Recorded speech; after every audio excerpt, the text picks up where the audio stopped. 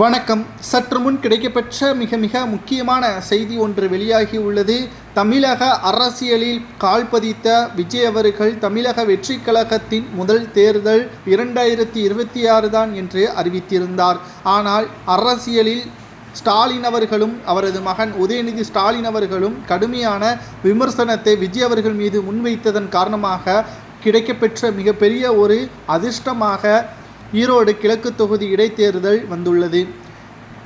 Congress MLA EVKS Elangovan அவர்கள் உடல்நிலை குறைவின் காரணமாக சமீபத்தில் உயிரிழந்தார். அவரது மறைவிற்கு பிறகு 6 மாதத்திற்குள் இடைத்தேர்தல் நடைபெற வேண்டும். இதில் விஜய் அவர்கள் தேர்தலில் போட்டியிட உள்ளதாகவும் தேர்தல் தேதி அறிவித்த பிறகு வேட்புமனு தாக்கல் செய்ய உள்ளதாகவும் அரசியல் வட்டாரத்தில் செய்திகள் கிடைக்கப்பெற்றுள்ளது.